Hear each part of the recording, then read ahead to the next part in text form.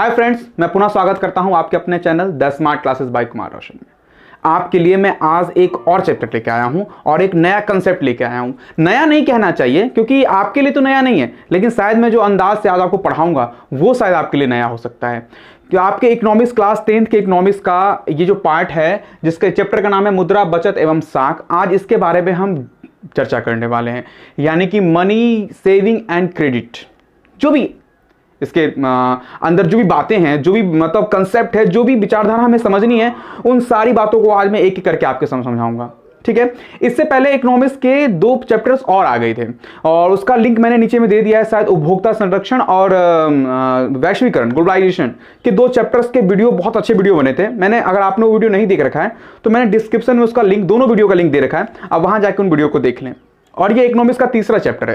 देखिए, वैसे मैं चैप्टर कभी कहता नहीं और कभी बुक की बातें लाता नहीं। मुझे पता होता है कि आज बच्चों को ये पढ़ाना है, टॉपिक ये है मुद्रा, बचत एवं साख, तो मैं उस टॉपिक पे कोई बुक नहीं देखता। मुझे पता है कि ये बुक कैसे पढ़ाना है। एक्चुअली मैं अकाउंट का स्टूडेंट हूं, आप जानते हैं कि मैं सीए मैं पढ़ाई कर रहा था। किसी कारणवश मैंने सीए की पढ़ाई को छोड़ दी, तो वहां मेरा प्रिय जो सब्जेक्ट था वो इकोनॉमिक्स ही रहा था। अकाउंट के बाद जो कोई सब्जेक्ट था मेरा वो इकोनॉमिक्स ही रहा था। और ये इकोनॉमिक्स का पार्ट मैं आपको पढ़ा रहा हूं, तो आई होप मैं उसी उम्मीद से पढ़ाऊंगा जिस उम्मीद से मैं हायर एजुकेशन में पढ़ता था। तो आप आज आशा करेंगे कि आज मैं आपको बिल्कुल नए तरीके से और मतलब डेवलप तरीके से मैं आपको समझाऊंगा इस बात को। देखिए, आज का जो कंसेप्ट है मुद्रा, बचत एवं साख, ये एक किताबी भाषा नहीं है।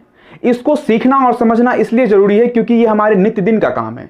ये जानकारी हमें प्रत्येक दिन हमें कहीं ना कहीं लाभ पहुंचाएगी, प्रत्येक दिन हमें कहीं ना कहीं कुछ ना कुछ जानकारी दे जाएगी, प्रत्येक दिन हमें कुछ ना कुछ नया सिखाएगी। क्योंकि ये जो चीजें आज हम पढ़ने वाले ना, प्रत्येक मानव, जो भी मानव इस पृथ्वी पर है, सब मानव का संबंध इससे कहीं ना कहीं है।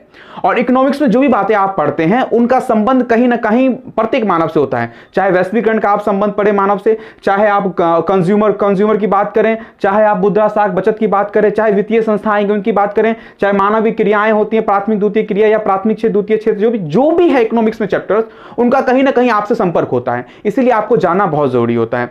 और मैं एक बार और बता दूं, जब भी मैं आपको कंसेप्ट पढ़ा रहा हूं, आप किसी भी बुक, आप 12th के बच्चे हैं, कहीं बच्चे, मुझे उससे मतलब नहीं पड़ता, किसी भी क्लास के बच्चे हैं और किसी भी बोर्ड के बच्चे हैं, मैं इतना जरूर आपको समझा दूंगा कि इससे रेलिवेंट क्वेश्चन चाहे 10th के हो, चाहे 12th के हो, चाहे ग्रेजुएशन के हो, आपको सारी बातें समझ में आएगी। देखिए, होता क्या है, और जो टीचर्स होते हैं, मैं उनके बारे में कुछ कहना नहीं चाहता, मैं ये कहना चाहता हूं उनके बारे में कि और जो टीचर्स होते हैं वो आपको बुक के पॉइंट्स भी पढ़ाते हैं और अच्छा पढ़ाते हैं, ऐसा कोई बात नहीं है। लेकिन मैं बुक के पॉइंट्स लेके आपके सामने नहीं आया हूं। मैं आज कोशिश ये करूंगा कि मुद्रा, बचत एवं साख का सारा कंसेप्ट आपको समझा दिया जाए, ताकि आप किसी भी टीचर की बात पढ़ें या अपने कोचिंग में अपने टीचर से पढ़ें या बुक को देखें एक बार, तो आपको सारी बातें क्लियर आ जानी चाहिए, सारी बातें आसानी से समझ में आ जानी चाहिए। होता क्या है, कभी कभी हमारे पास कोई आधार होता नहीं है और हम चैप्टर को पढ़ने चल जाते हैं। आधार हमारा कमजोर होता है, बेस हमारा कमजोर होता है, उस चैप्टर की बातों को, इर्द गिर्द घूमने वाली बातों को हम नहीं जान पाते, जिसके कारण उस चैप्टर को हमें रटना पड़ता है, उसे याद करना पड़ता है। तो इन बातों को भूलकर कि हमें रटना भी है, हमें याद भी करना है, इसीलिए मैं आपके सामने कंसेप्ट लाता हूं। मेरे पढ़ाने का तरीका अलग है, मैं बुक की कुछ बातों को नहीं पढ़ाता, अनसुनी कर देता हूं, क्योंकि वो आप भी पढ़ सकते हैं और आपको कहीं पढ़ाई जा सकती है। जो चीज मैं पढ़ा सकता हूं, मुझे लगता है कि आपको जो चीज पढ़ानी चाहिए वो हर चैप्टर से मैं निकाल के आपको देता हूं। तो ज्यादा समय बर्बाद ना किए हुए चलते हैं अपने कंसेप्ट की ओर और जानने की कोशिश करते हैं कि आज हम इनमें क्या पढ़ने वाले हैं। तो चलिए फ्रेंड, सबसे पहले बात करते हैं मुद्रा के बारे में। ये मुद्रा क्या है? देखिए, आप जानते हैं मुद्रा की परिभाषा अभी तक किसी भी जो अर्थशास्त्री उन्होंने सही नहीं दे रखी, क्योंकि ये ऐसा इतना बड़ा शब्द ही है ना, इतनी बड़ी मानव की खोज है ना, जिसे पूर्ण रूप से परिभाषित करना सबके लिए संभव नहीं है मुद्रा को। लेकिन मुद्रा की बात को अगर डायरेक्ट हम मुद्रा से ही स्टार्ट करें तो शायद हमें उतनी बात समझ में आएगी नहीं। आप जानते हैं मुद्रा का मतलब रुपया होता है, लेकिन मुद्रा का मतलब केवल रुपया होता है, यह सोचना आपका गलत है। इस बात को अगर समझना है तो हमें कुछ साल पीछे जाना होगा। एक बात मैं बताता हूं, आप अपने दादाजी के पास जाइएगा और दादाजी से पूछेगा कि दादाजी, जब आपका जमाना था, यानी आपके जब पिताजी का जमाना था, दादाजी से ऊपर तो आप कोई जिंदा होंगे नहीं पूछने के लिए, तो आप अपने दादाजी से पूछेगा कि जब आपका जमाना था तो आप अपनी आवश्यकता की वस्तु कैसे प्राप्त करते थे। यानी कहने का मतलब है कि आप तो कोई एक ही चीज बनाते होंगे, अगर किसान होंगे तो केवल आप अनाज बनाते होंगे, अगर कोई कुम्हार होगा तो केवल मिट्टी के बर्तन बनाता होगा, अगर कोई बढ़ई होगा तो केवल लकड़ी के बर्तन सामान बनाता होगा। उसके अलावा तो दूसरे सामान की आवश्यकता भी है। मान लीजिए एक बढ़ई केवल लकड़ी का सामान बना सकता है, तो लकड़ी का सामान से वो अपनी आवश्यकता पूरा कर लेगा, उसे दूसरे से खरीदने की जरूरत नहीं है। लेकिन अनाज उसे किसान से खरीदने की जरूरत है, कपड़े उसे किसी और से खरीदने की जरूरत है, उसे कहने का मतलब है और आवश्यकता की चीजें हैं वो उसे दूसरे दूसरों से खरीदनी पड़ेगी। तो अपने दाई से पूछेगा अपने जमाने में आप आवश्यकता के सामान कैसे खरीदते थे, तो वो आपको एक जवाब देंगे, बोलेंगे बेटा उस समय मुद्रा का निर्माण नहीं था, ऐसे पैसे तो थे ही नहीं उस समय। तो वो आप पूछोगे तब आप कैसे सामान एक दूसरे से जो चीज की आपको आवश्यकता होती थी वो दूसरे से आप कैसे खरीदते थे, तो वो आपको बताएंगे बेटा जो हमारे पास जो सामान होता था ना, हमारे पास जो सामान होता था वो दूसरे को हम दे देते थे और दूसरे के पास जो सामान होता उससे वो ले लेते थे। फॉर एग्जाम्पल मैं एक बात बताता हूं आपको कि मान लीजिए एक किसान है और एक है बढ़ई, एक बढ़ई है। कैसे होती थी तालमेल देखिएगा, एक किसान है और एक बढ़ई है। बढ़ई है, किसान के पास अनाज होता है, आप बोलोगे हाँ सर, किसान के पास अनाज होता है और बढ़ई के पास आप जानते हैं लकड़ी के सामान होते हैं। तो अब मान लीजिए किसान को अगर लकड़ी का कोई सामान चाहिए, घर का कोई सामान चाहिए, टेबल चाहिए, कुर्सी चाहिए, कुछ भी चाहिए, तो ये जाएगा किसके पास, बढ़ई के पास किसान, और बोलेगा भाई साहब मुझे ना एक कुर्सी चाहिए, मुझे घर में बैठने के लिए कुर्सी नहीं है। उस समय कैसे होता था, तो ये बोलेगा इससे अच्छा कुर्सी चाहिए तो आप उसके बदले मुझे क्या दोगे, ऐसे फ्री में तो मैं आपको दूंगा नहीं, उस समय रुपया तो था नहीं। तो ये बोलता था भाई साहब कि मेरे पास अनाज है, आप अनाज ले लो। तो ये बोलता था भाई साहब कुर्सी लोगे तो मैं आपसे एक बोरा चावल लूंगा या 1 क्विंटल चावल, क्विंटल था, 1 बोरा चावल लूंगा या इतना इतना इतना। आप एक डिमांड करता था कि मुझे आपके पास अगर अनाज है तो अनाज मुझे इतना आप दे दीजिए। तो ये उसको उतना जाके अनाज ले जाता था कंधे पे या किसी सवारी के माध्यम से वहां जाके रख देता था, वहां से फिर कुर्सी उठा के लाता था। ध्यान समझिएगा इस बात की, क्योंकि हमें हमारी अपनी आवश्यकता की वस्तु हम खुद बनाते नहीं थे, तो कहने का मतलब हमें दूसरों से खरीदनी पड़ती थी। तो खरीदने के लिए हमें उसे कुछ देना होता था, तो वस्तु उससे एक लेते थे, उसके बदले एक वस्तु देते थे। तो इसे ही कहा गया वस्तु विनिमय प्रणाली, इसे ही कहा गया वस्तु विनिमय प्रणाली, इसे कहा गया वस्तु विनिमय प्रणाली। ध्यान दीजिएगा, बहुत इंपॉर्टेंट पॉइंट। अगर ये समझ में आ गया ना आपको तो मुद्रा की सारी बातें समझ में आएगी, क्योंकि इसका रिवर्स है सीधा मुद्रा।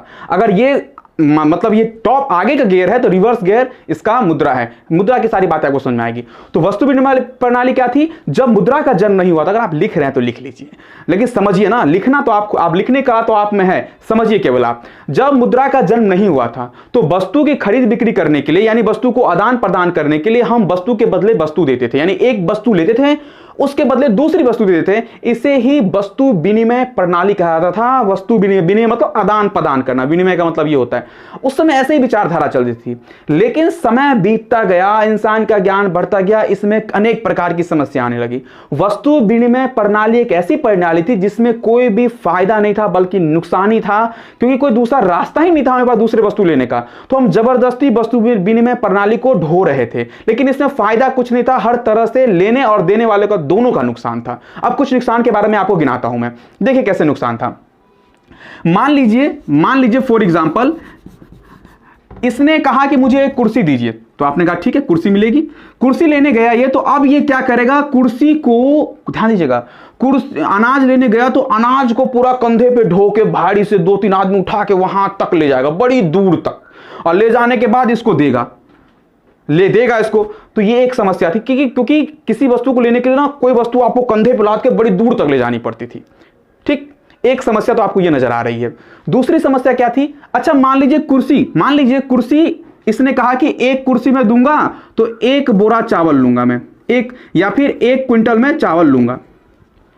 तो ये गया, क्योंकि इसका दूसरा रास्ता था नहीं, उसे इस इंसान को पता ही नहीं है कि एक कुर्सी बनाने में कितना खर्चा या कितना लागत लगा होगा, किसी को पता ही नहीं, क्योंकि उसमें मुद्रा थे ही नहीं। तो ये सीधा बोलता था कि 1 कुर्सी लोगे तो 1 क्विंटल चावल देना पड़ेगा, 1 क्विंटल दाल देना पड़ेगा, या 1 बोरा ये देना पड़ेगा, 1 बोरा वो, जो तुम्हारे पास उतना लगेगा। अब बेचारा इसको तो जरूरत होती है, चुपचाप ये सामान जाके इसको ये दे देता था और ये सामान जाके वो लेता था। अब इसमें क्या हो, दूसरा घाटा क्या हो, नुकसान क्या होता वस्तु विनिमय प्रणाली में, कि हम कितना देना है उसके बदले हमें पता नहीं, कभी कभी ज्यादा दे देते थे, कभी कभी कम दिलाया जाता, यानी एक्चुअल जो होना चाहिए वो नहीं होता था। और लोग इसमें क्या होते, फायदा उठाते, जैसे पता था कि इसको कुर्सी की बहुत जरूरत है तो ये क्या कर रहा था, अनाज इससे एक्स्ट्रा डिमांड कर देता था, और एक्स्ट्रा डिमांड कर देता था तो वस्तु को ये खरीद नहीं पाता था, या सॉरी एक्स्ट्रा डिमांड कर देता था तो ये क्या करता था, उम्मीद से ज्यादा इसको दे देता, जितना का इसका दाम होना चाहिए उससे ज्यादा इसको दे देता। 2 समस्या। तीसरी समस्या क्या थी, मान लीजिए किसान था ये, और किसान जब था तो किसान के पास तो अनाज ही होता है, तो क्या करता, उस अनाज को, क्योंकि उसको तो हमेशा वस्तु को खरीदने की आवश्यकता होती है, तो वो अनाज को किसान जमा करके अपने घर में रखता था। इसलिए रखता था ताकि कभी कोई चीज हमको खरीदना हो तो फिर अनाज हम लेके जाएंगे। लेकिन अनाज को आप लंबे समय तक नहीं रख सकते, वो कभी सड़ेगा, गलेगा, या उसमें कीड़े लग जाएंगे, या कुछ उसमें आप किसी तरह से वो बेकार होने लगेगा।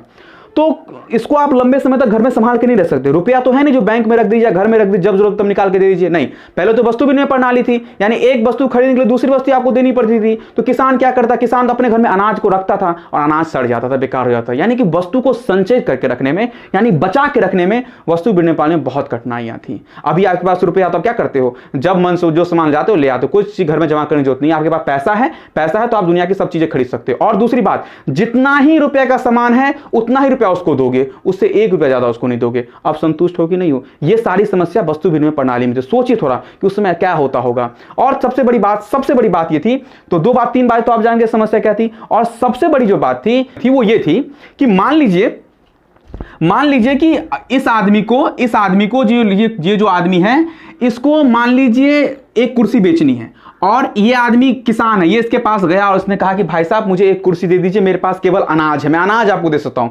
लेकिन ये बोलेगा नहीं, मेरे पास बहुत अनाज है, मैं अनाज के बदले कुर्सी नहीं दूंगा, मुझे तुम कोई जानवर ला के दो, या मुझे कोई तुम बैग ला के दो, या मुझे कोई तुम दूसरी वस्तु ला के दो जो इस किसान के पास थी ही नहीं थी। तो अब क्या कर रहा था किसान, ये क्या करता था, अगर मान लीजिए इसने बोला कि कुर्सी लेना है तुमको, तो अनाज नहीं चाहिए मुझे, अनाज मेरे पास है, मुझे चाहिए एक, कहने का मतलब है एक गाय चाहिए, एक गाय ला के दो तब मैं तुमको एक कुर्सी दूंगा। अब ये क्या करेगा, अनाज, ये किसान, इसके पास तो अनाज है, अब ये किसी गाय वाले के पास जाएगा और गाय वाले को बोलेगा भाई साहब मैं आपको अनाज दे रहा हूं, मुझे गाय दे दो। तो वो क्या करेगा, गाय वाले को अनाज देगा, उससे गाय लेगा, फिर ये गाय ले जाके किसको देगा, कुर्सी वाले को, तब कुर्सी वाला इसको क्या करेगा, कुर्सी देगा। तो ये विचारधारा भी वहां बहुत गलत थी। यानी सामने वाले से अगर कोई वस्तु हम लेंगे तो सामने वाले की वस्तु हमारे जो डिमांड करता तो हमारे पास होती ही नहीं थी, उसके कारण वस्तु खरीदने को बहुत समस्या आती, समय का बहुत बर्बादी होता था। अब आप देख लीजिए वस्तु विनिमय प्रणाली में कितनी प्रकार की कठिनाइयां थी। आपके बुक में ये कठिनाइयां अलग अलग नाम से दी गई हैं, लेकिन कठिनाइयां इतनी ही है। तो धीरे धीरे मानव का विकास होते गया। मानव ने सोचा कि यार ये वस्तु विनिमय प्रणाली को किसी तरह से खत्म करना चाहिए, इसमें बहुत समस्या है, वस्तु का मूल्य नहीं ना पाते, जो वस्तु वो मांगता है वस्तु हम दे नहीं पाते, ढूंढ के लाओ फिर उसको दो तब कोई सामान मिलता था। उसके बाद किसी वस्तु को अपने घर में लंबे समय तक हम संचित करके नहीं रख पाते। अगर वस्तु को खरीदने जाना तो इतना बड़ा भारी सामान, अब गाय को लाद के ले जाओ, गाय को उठा के ले जाओ, तब जाके वो कुर्सी देगा। बहुत समस्या थी वस्तु विनिमय प्रणाली में, क्योंकि वस्तु के बदले वस्तु मिलती थी। तब जाके जब वस्तु विनिमय प्रणाली ने समस्या इतनी ज्यादा उत्पन्न कर दी, लोग परेशान हो गए, आदमी का जब विकास हुआ, तब जाके जन्म हुआ मौद्रिक प्रणाली का। इससे पहले वस्तु विनिमय प्रणाली चलती थी, उसके बाद प्रारंभ हुई मौद्रिक प्रणाली। मौद्रिक प्रणाली, देखिए जैसा कि नाम से ही स्पष्ट है, इससे पहले वस्तु विनिमय प्रणाली को जानना इसलिए जरूरी था कि अगर उसकी कठिनाइयों को आप नहीं जानते ना, उसमें क्या क्या समस्या थी, तो आपको मौद्रिक प्रणाली नहीं आती, फिर आपको यह नहीं पता लगता कि मुद्रा का जन्म आखिर हुआ क्यों। तो वस्तु विनिमय प्रणाली की समस्या को खत्म करने के लिए मुद्रा का जन्म हुआ, और मुद्रा का जन्म होने के बाद अब वस्तु के बदले वस्तु नहीं, बल्कि वस्तु के बदले हम मुद्रा देते हैं। जितने की सामान लेना लो, उसका दाम पता है भाई इतना होगा, उसके बदले में हम मुद्रा देते हैं। मुद्रा कई रूप की होती है, आपको नहीं पता, अभी मैं मुद्रा पे डिस्कस करूंगा। लेकिन अब क्या होने लगा, वस्तु के बदले वस्तु नहीं, वस्तु के बदले मुद्रा देने हम लगे। तो इसी प्रणाली को कहा गया मौद्रिक प्रणाली। मौद्रिक प्रणाली मतलब वस्तु के बदले मुद्रा का देना, ठीक है। अब ये प्रणाली जब आई तो इसने जो भी कठिनाइयां थी वस्तु विनिमय प्रणाली में, उन सारी कठिनाइयों को खत्म कर दिया, सारी प्रणाली को मतलब जो भी समस्या थी उसको समाप्त कर दिया। और आपको बता दें कि मौद्रिक प्रणाली का जन्म तब हुआ जब मुद्रा का निर्माण हुआ। अगर आप मुद्रा की बात करें और मुद्रा के बारे में जानने की कोशिश करें तो यह बहुत बड़ा शब्द है। एक्चुअल में अभी तक मुद्रा की परिभाषा किसी भी अर्थशास्त्री ने सही ढंग से नहीं दे रखी है। सबने अपनी अपनी विचारधारा को प्रस्तुत किया है, लेकिन सही जो एक परिभाषा, सटीक परिभाषा होनी चाहिए, वो किसी ने नहीं दी है। तो अगर आप मुद्रा की परिभाषा लिखना चाहते हैं, मुद्रा के बारे में जानना चाहते हैं, तो सबसे सटीक बात, एक बात जान लीजिए, मुद्रा वह है जो आपके दैनिक कार्य को आसान करती है। मुद्रा वह है जो मौद्रिक किसी वस्तु को खरीदने या बेचने में आपकी सहायता प्रदान करती है। मुद्रा वह है जिसको लंबे समय तक संचित रखने में आपकी वो सहायता प्रदान करती है। यानी तरह तरह के काम जो मुद्रा के काम है, उन्हीं को जोड़ दिया जाए तो तो मुद्रा की एक परिभाषा बन जाती है। और आप जानते हैं मुद्रा से आप मतलब बेअनजान नहीं है, आप उससे परिचित हैं, क्योंकि आपके जेब में अभी भी 2 रुपया 4 रुपया 10 रुपया होगा जो मुद्रा के नाम से जाना जाता है। अगर आपको एक चॉकलेट खरीदनी हो तो आप दुकान जाएंगे, 1 रुपया देंगे, उसको आप चॉकलेट ले लेंगे, जो उसका लागत होगा उतनी लागत उसको देके चॉकलेट, कोई झंझट नहीं है। लेकिन अगर आपको वस्तु विनिमय प्रणाली के समय में अगर एक चॉकलेट आपको खरीदनी होती थी तो चॉकलेट वाले दुकान के पास बोलते भाई साहब एक चॉकलेट चाहिए मुझे, तो बोलता था ठीक है चॉकलेट चाहिए तुमको तो जाओ तुम एक कपड़ा शर्ट ले आओ। अब चॉकलेट खाने के लिए आपको शर्ट ढूंढना पड़ा था।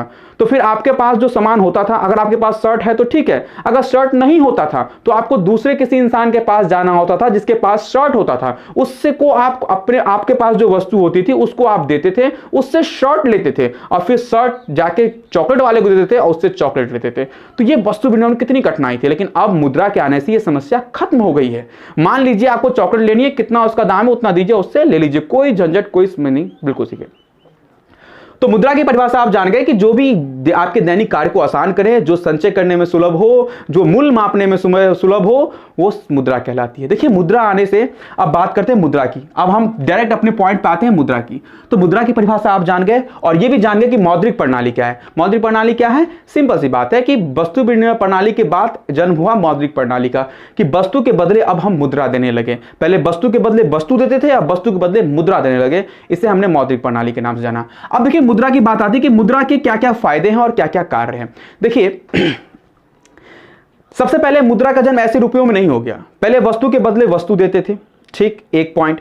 उसके बाद क्या होता, हमने क्या किया, धातुओं को मुद्रा बनाना चालू किया। सोने के सिक्के, चांदी के सिक्के, जवाहरात जो भी होते थे वो हमारे पास बहुत ज्यादा थे, तो हम क्या करते थे, उनको काट काट के रखते थे और रखते थे, उनका एक सिक्का टाइप का बनाते थे। और कोई सामान जब खरीद जाते थे तो उसे हम वो सिक्का देते थे, उसे मुद्रा के रूप से, मतलब मुद्रक यानी जो भी आप उस समय उसका मतलब एक वैल्यू था कि आप मुझे इतना सामान दोगे, मैं उसके बदले 1 सोने के सिक्के दूंगा, 2 सोने के सिक्के दूंगा, 3 सोने के सिक्के दूंगा, या 2 चांदी के सिक्के दूंगा, 3 चांदी के सिक्के दूंगा, ऐसे पहले बात होती थी। ठीक है, तो उसके बाद क्या होना, वस्तु के बदले हम धातु देने लगे। धातु मतलब सोना चांदी, ये सब इनके सिक्के हम देने लगे। लेकिन धीरे धीरे इसमें भी कुछ समस्या थी, क्योंकि सोना चांदी का दाम महंगा था।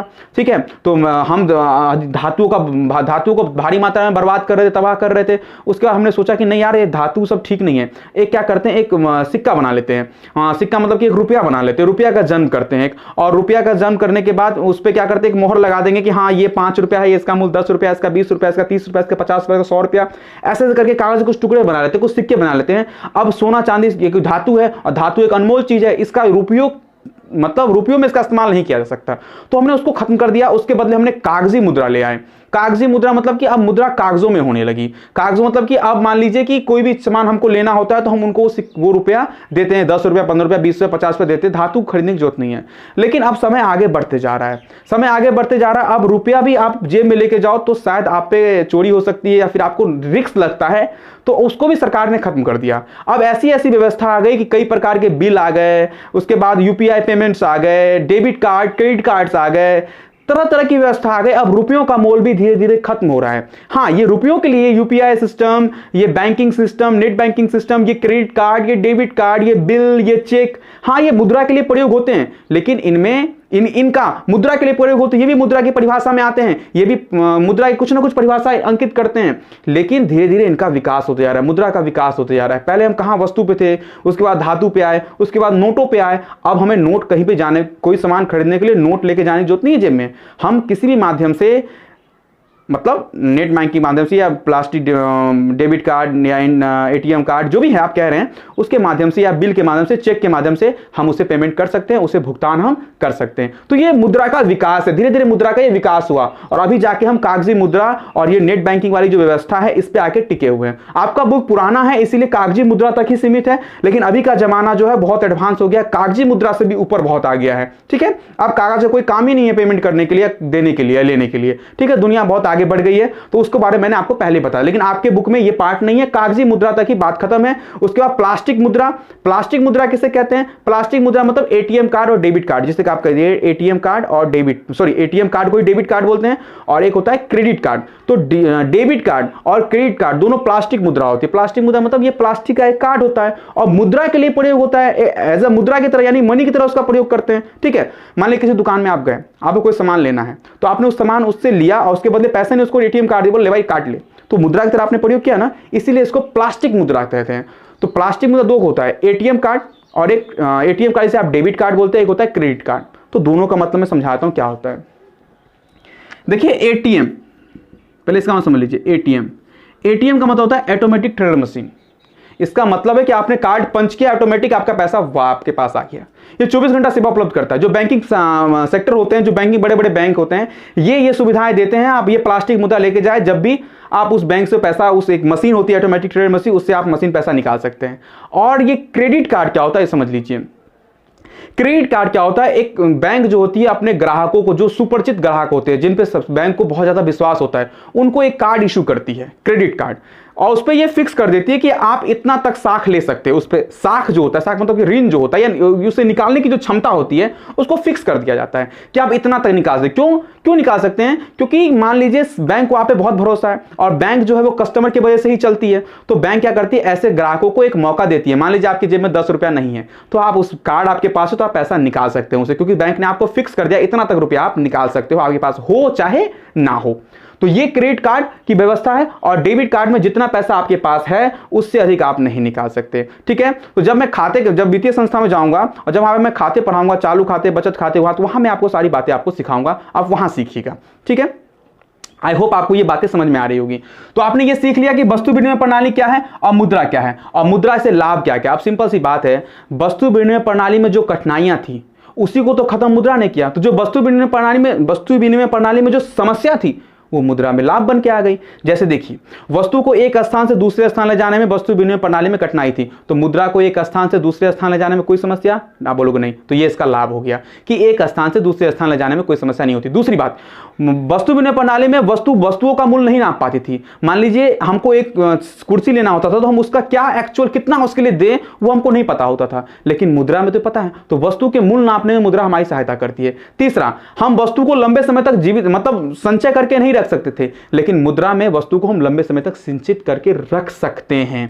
ठीक है। उसके बाद जो है मुद्रा वस्तु विनिमय प्रणाली में क्या थी कि मतलब कि जैसे कि एक वस्तु हमको खरीदनी होती थी तो उसके मन चाहे उसको जैसा मन है वैसा वस्तु उसको देना पड़ता था, लेकिन मुद्रा में ऐसी बात नहीं है। आपको जो वस्तु खरीदी उसके बदले आपको मुद्रा ही देना पड़ेगा। आपका टेंशन क्या है, समाप्त है। आपका जो भी समस्या थी जो वो क्या है, समाप्त है। आप मुद्रा को लंबे समय तक किसी बैंक या किसी जगह आप संचित करके रख सकते हैं। तो तरह तरह के लाभ इस प्रकार से आप मुद्रा के देख सकते हैं, और मुद्रा आने से आप भी जानते हैं कि इस तरह के लाभ होते हैं। तो आई होप आपको मुद्रा की बातें समझ में आ गई होगी। ठीक है। आपको एटीएम समझ में आ गया होगा, आपको क्रेडिट कार्ड समझ में आ गया होगा, आपको कागजी मुद्रा समझ में आ गया होगा। जब कोई कागज मुद्रा की तरह इस्तेमाल किए जाते हैं उसे हम कागजी मुद्रा कहते हैं। जैसे चेक, बिल, ड्राफ्ट, ये क्या होते हैं, ये वे मुद्रा मतलब कागज होते हैं जो मुद्रा की तरह इस्तेमाल किए जाते हैं, मनी की तरह, रुपयों की तरह इस्तेमाल किए जाते हैं। तो इसे हम कागजी मुद्रा कहते हैं। आई होप आपको ये बातें समझ में आ गई होगी। अब बात करते हैं बचत के बारे में। और बचत के बारे में बात करने से पहले मैं कहूंगा कि आप साख के बारे में जान लीजिए। साख क्या होता है, क्रेडिट। ठीक है। ये साख क्या होता है इसके बारे में जान लें। तो चलिए फ्रेंड, जानने की कोशिश करते हैं साख क्या होता है। मुद्रा के सारे कंसेप्ट आपको समझ में आ गए होंगे, आई होप। अब बात करते हैं साख। साख का मतलब क्रेडिट होता है, क्रेडिट होता है। देखिए साख का मतलब क्या होता है। साख का मतलब एक ही होता है, साख का मतलब होता है प्रतिष्ठा। मान लीजिए कि एक आदमी ने ऋण लिया। मान लीजिए यहां पे एक आदमी है और एक आदमी यहां पे है। इसने क्या किया, इससे ऋण लिया, कर्ज लिया, और इसने जो वादा किया था कि देखिए मैं आपसे जो कर्ज ले रहा हूं उसको मैं 1 साल के बाद इतना सूद समेत आपको मैं वापस कर दूंगा। और जैसा इसने वादा किया था वैसा वादा अपना पूरा किया, और वादा पूरा करने पर जितने अंतराल में, जितने समय उसने मांगे थे उस समय जाकर उसने पेमेंट कर दिया। तो अब क्या हुआ, इस व्यक्ति का जिसने पेमेंट किया इसकी साख बढ़िया हो गया, इसका क्रेडिट बढ़िया हो गया समाज में। ठीक, एक बात समझिएगा। तो इसको कहते हैं साख। इसका साख अच्छा हो गया, यानी साख कहने को होता है इसका साख बना। लेकिन इसने कहा कि मैं 1 साल के बाद आपको रुपए दूंगा, और ये 10 साल से इसको झुला रहा है। तो अब क्या होगा, इसका साख नहीं बन पाया है, इसका जो व्यवस्था था वो खराब हो गया, इसका प्रतिष्ठा खराब। इसका मतलब इसका साख नहीं बना, साख बचा ही नहीं, साख बर्बाद हो गया। अब ये आदमी क्या करेगा, अब ये आप सोचो 1 मिनट। अब देखिए साख का कितना रोल है हमारे जीवन में। साख का बहुत बड़ा रोल है हमारे जीवन में। अगर आपका साख सही नहीं होगा, अगर आपका क्रेडिट आपके समाज में सही नहीं होगा, तो आप अपने समाज में अपनी आवश्यकताओं को पूर्ति नहीं कर सकते। क्योंकि दुनिया में कभी न कभी ऐसा समय तो आपके पास आएगा दोस्त कि कभी ना कभी आपको मांगने की जरूरत पड़ेगी, किसी की जरूरत पड़ेगी, किसी से लेने की जरूरत पड़ेगी। ये दुनिया का रेल है, लेन और देन तो जब तक आप जीवित हो तब तक चलेगा। लेकिन अगर आपका साख बढ़िया नहीं है तो आपको कोई कुछ नहीं देगा। अगर आपका साख ठीक है तो आप जब चाहोगे तब आपको वो चीज मिलेगी। देखिए, मैंने कहा आपको कि इसने समय पे इसको पैसे दे दिए, तो अब ये दूसरे बार किसी के पास भी, ये इसके पास जाए या किसी के पास भी जाए, क्योंकि इसका साख बना हुआ है, तो किसी के पास भी जाएगा तो लोग सोचेगा अरे यार ये तो पैसे टाइम पे देता है, इसको चलो पैसे दे दो, तो तुरंत आपको पैसे मिल जाएंगे, आपकी आवश्यकता तुरंत पूर्ति हो जाएगी। लेकिन अगर आपने किसी इंसान को 10 साल झुला दिया और पैसे नहीं दिए, अब आपको मान लो पैसे की जरूरत पड़ गई, क्योंकि आपका साख तो है ही नहीं है, क्योंकि आपने साख अपना बर्बाद कर लिया है, क्योंकि आपने जो समय कहा था उतने पे दूंगा, उतने पे आपने पैसे दी नहीं। अब क्या होगा, इसको दुनिया में कोई पैसे नहीं देगा। ये अब इसके पास अगर चुरा के किसी के पास भी जाएगा तो, क्योंकि कोई आदमी जब कर्जदार जो कर्ज लेके भागता है ना, तो बैंक में भी आप कर्ज लेके भागोगे ना तो वहां बोर्ड पे लगा दिया जाता है फलमा डिफॉल्टर इतने रुपए लेके भागा है, ताकि उसका साख खराब हो जाए, उसको समाज में कोई ऋण ना दे, कोई उससे ना कोई पूछे। तो साख अगर एक बार खराब हो गया आपका, आपने किसी से पैसे लिया उसको झुला दिए, तो आपको दुनिया में कोई पैसे नहीं देगा। ये बात आप जान लीजिए। तो साख का होना बहुत जरूरी है। जो बड़ी बड़ी कंपनियां हैं जो लोन फाइनेंस करती है, वो भी आपके साख को देखती है कि आपका साख कैसा है। आपने कोई सामान इंस्टॉलमेंट पे लिया, उसको टाइम टाइम पे इंस्टॉलमेंट आपने भर दिया, तो उसमें आपका साख बन गया। आप क्या करेगी, जो कंपनियां होंगी वो आपको बोलेंगी सर आप ये ले लीजिए, सर वो ले लीजिए, वो ले लीजिए, वो ले लीजिए, क्योंकि आप कंपनियों को पता है कि आपका साख बढ़िया है। जो भी चीज आप लेते हैं वो टाइम पे आप उसका पेमेंट कर देते हैं। लेकिन अगर आपका साख बढ़िया नहीं है, अगर आपने लिया और इंस्टॉलमेंट आपने नहीं भरा, तो कोई भी कंपनी आपके पास आएगी नहीं, बल्कि आपका डिफॉल्टर में नाम चला जाएगा, कंपनी आपके ऊपर चढ़ जाएगी, आपका जो सामान है उसको जब्त कर लेगी, समाज में प्रतिष्ठा चला जाएगा। जब आपको जरूरत पड़ेगी ऋण लेने, कोई आपको ऋण देगा नहीं, हर तरह के सब बर्बाद हो जाओगे। इसीलिए साख का बहुत बड़ा वैल्यू है इस जीवन में। तो आई होप आपको साख समझ में आ गई होगी। अपना साख आप कभी बर्बाद मत करना, जितने कष्ट झेलने हो झेल लेना, साख कभी मत डूबने देना। अगर एक बार साख आपका डूब गया, यानी एक बार क्रेडिट आपका खराब हो गया, तो जीवन में कभी आपका क्रेडिट नहीं बन पाएगा। ये बात मैं आपको लिख के देता हूं। तो साख हमेशा बचाने की कोशिश करना। जो आपने किसी से ऋण लिया है जिस वादे पर, उस वादे पर उसको लौटाने की कोशिश करना। आपका साख हमेशा बना रहेगा, कभी इसकी प्रॉब्लम नहीं आएगी। तो ठीक है, आपको बात समझ में आ गई होगी। साख एक तरह का विश्वास है जो लेनदार देनदार से वादा करता कहता है, और वादा जो किया रहता है उस वादे को समय पर पूरा कर देता है, तो उसे हम कहते हैं साख। यानी समय पर ऋण चुका देना, इसका मतलब साख का आप अपने लिए निर्माण कर रहे हो। तो ठीक है, आपको क्रेडिट और साख समझ में आ गया होगा। आई होप आपको ये बात क्लियरली समझ में आ रही होगी। ठीक है, तो चलिए फ्रेंड, जानने की कोशिश करते हैं बचत। बचत का मतलब क्या होता है? बचत मतलब होता है सेविंग। अगर आप बचत का मतलब केवल ये जानते हैं कि मान लीजिए आपने 1000 रुपया कमाया, 1000 कमाया और उसमें से आपने 500 रुपये खर्च कर लिए, तो 500 रुपये खर्च कर लिए, तो अब आपके पास बचा 500 रुपये। तो क्या आप ये समझते कि यही बचत है? अगर आप समझते हैं तो ठीक है, लेकिन आपकी विचारधारा कभी कभी गलत हो सकती है। आपकी विचारधारा कभी कभी सही साबित नहीं हो सकती, क्योंकि आप इकोनॉमिक्स पढ़ रहे हैं। आपको इकोनॉमिक्स की दृष्टि से, आपको दुनिया की दृष्टि से, अगर आप घर की दृष्टि से पढ़ रहे हो तो शायद आपको ये परिभाषा सही लगेगी, अच्छी लगेगी। लेकिन आपको देखिए, घूम तो बचत इसी के आसपास रहा है कि कुल आय, जितनी आपकी आय है उसमें से आपने खर्च को माइनस कर दिया, तो आपके पास जो बचा वो बचत कहलाता है। लेकिन बचत इतना ही नहीं है, बचत इतना ही नहीं है। मैं आपको समझाता हूं बचत का मीनिंग क्या होता है। देखिए, आपको एक बात समझनी होगी। क्या? तो दुनिया में हम 2 तरह की वस्तु खरीदते हैं। दुनिया में जब आप कोई आय करते हो तो आप 2 तरह की वस्तुओं पर पैसा खर्चा करते हो। क्या? तो एक ऐसी वस्तु होती है जो छोटे समय के लिए इस्तेमाल की जाती है, जिसका इस्तेमाल आप लंबे समय तक नहीं कर सकते, जैसे कि घर के लिए कपड़े लेना, ये वो लंच फंड, इसके लिए आप खर्च कर रहे हो।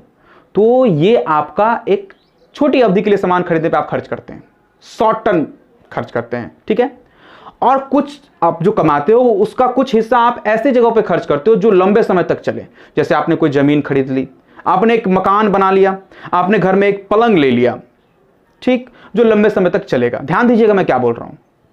तो कुछ सामान आप ऐसे खरीदते हैं जिसको तुरंत आप कंज्यूम कर लेते हो, उपभोग कर लेते हो, वो तुरंत खत्म हो जाती है। और कुछ रुपया आप उस पर खर्च करते हो जो काम लंबे समय तक चलता है। ध्यान दीजिएगा।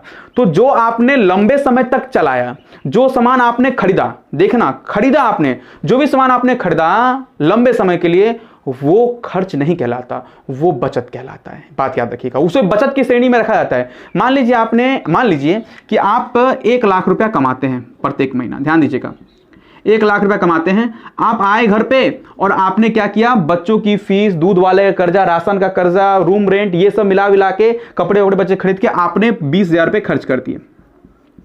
तो 20,000 खर्च के माने कुछ वस्तु पे आपने अपनी आवश्यकता को पूरा करने के लिए जो कम अवधि के लिए वस्तुएं होती हैं उन पे आपने खर्च किया, आपने खर्चा कर दिया। और आपको सोचा कि 80,000 रुपये बच रहे हैं, दिमाग लगाया कि 80,000 को बैंक में रख दूं, बैंक में रख दूं तो बैंक इतना ब्याज देगा नहीं। हाँ, 80,000 बचत तो हो रहा है लेकिन बैंक इतना ब्याज देगा नहीं। तो अब आप क्या करोगे, अब आप क्या करोगे, इस 1 लाख में से दिमाग लगाओगे, सोचते हैं चलो 50,000 की कहीं जमीन खरीद लें।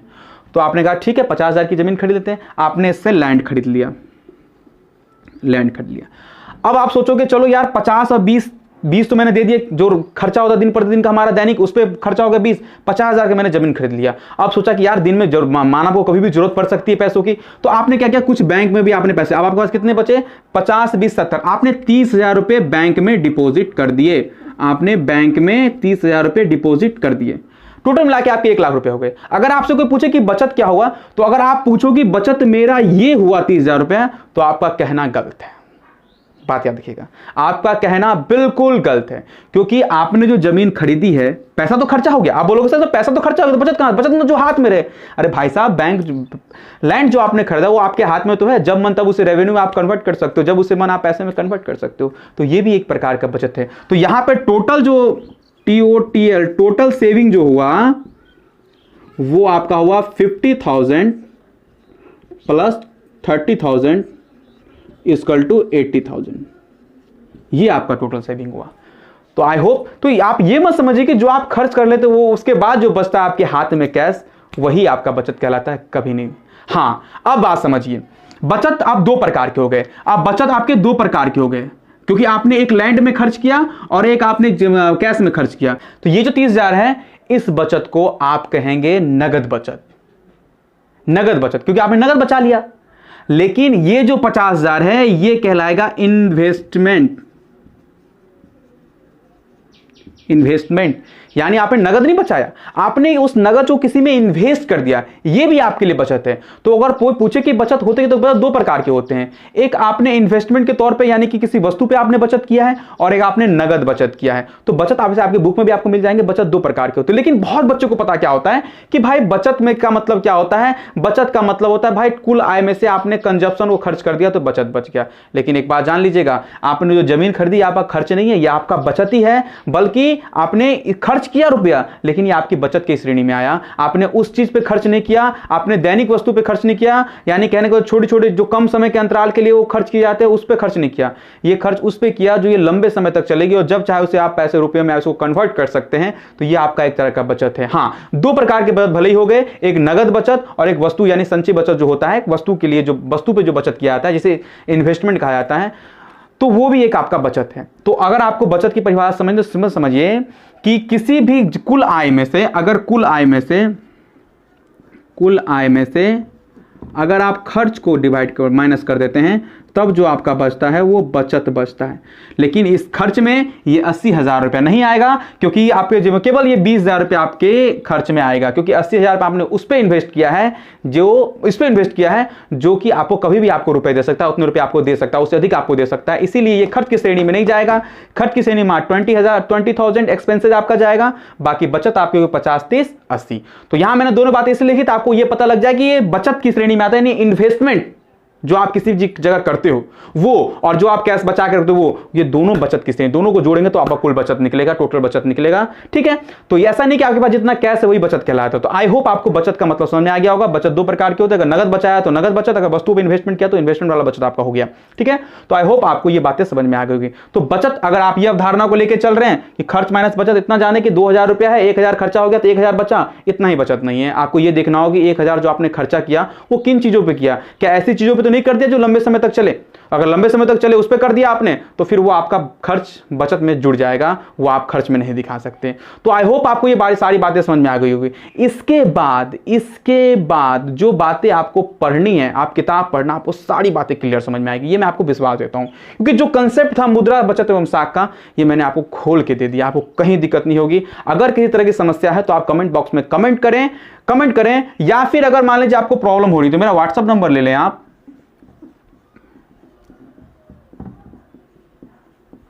ये मेरा WP नंबर है, और ले लें आप। ठीक है, और आप कोई भी समस्या मुझे आप व्हाट्सएप पे मैसेज करें, वहाँ मैं आपको समस्या को सॉल्व नहीं कर पाऊंगा, लेकिन हाँ अगली वीडियो जो आएंगी उसमें आपकी समस्या को मैं ले लूँगा। अगर आपको क्वेश्चन आंसर नहीं बन रहे हैं या फिर कंसेप्ट में और कोई प्रॉब्लम आ रही है, आपको लगने से और थोड़ा कुछ समझाना चाहिए या फिर ये कंसेप्ट लेके आइए, वो कंसेप्ट लेके आइए, तो मैं उसको पहले प्राथमिकता दूंगा और आपकी समस्याओं को पहले दूर करूँगा। तो आई होप आपको सारी बातें समझ में आ गई होगी। तो अगर वीडियो अच्छी लगे तो दोस्त चैनल को सब्सक्राइब जरूर करना और वीडियो को लाइक शेयर जो करना ही करना। अगर आपका मन करे तो मैं जबरदस्ती आपको नहीं कहूँगा, क्योंकि मेरा उद्देश्य ये नहीं है कि मुझे बहुत सारे सब्सक्राइबर पुराने हैं। मेरा उद्देश्य ये है कि मैं एक अच्छा टीचर बनूं और आपको मेरी बातें समझ में आए, बच्चे मुझसे प्यार करें, बच्चे मुझे समझें, बच्चे मेरा नाम लें, बस और कुछ नहीं चाहिए मुझे। क्योंकि मेरी ऑफलाइन क्लासेस भी चलती है, वहाँ कम से कम 300 बच्चों को मैं पढ़ाता हूँ, तो मैं उससे खुश हूँ। ठीक है, लेकिन कभी कभी मन करता है कि ऑनलाइन भी आओ, तो ऑनलाइन से केवल आपको ही फायदा नहीं होता, मेरे जो ऑफलाइन के बच्चे उनको भी बहुत फायदा होता है। तो मैं उनके लिए भी एक विशेष करके बनाता हूं ताकि वो घर पे भी रहें तो मेरे वीडियोस देखते रहें, उनका नंबर बढ़िया है इसीलिए। तो मिलते हैं अगले वीडियो में, तब तक के लिए बाय।